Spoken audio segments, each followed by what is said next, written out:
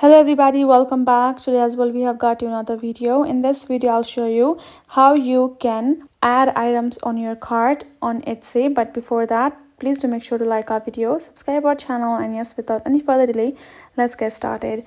So for that, it's a very simple method, so make sure to watch the video till the end. Now let's jump into it. So open up your Etsy app and make sure you are signed in with your account, right? And it is an updated version.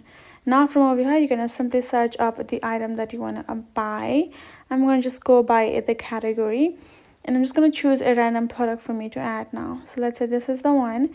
And once I have selected the product, I have selected the color, I've selected the background color as well, and then I'm going to tap on add to cart, which is just listed on the left side. Tap on add to cart.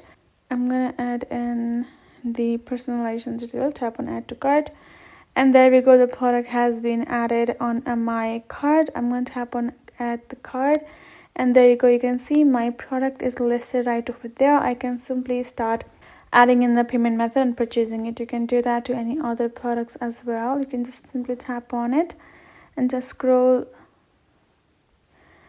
at the bottom, tap on add to cart and choose a color or the size, and then you're going to simply add in the name again for the personalization detail, whatever it requires.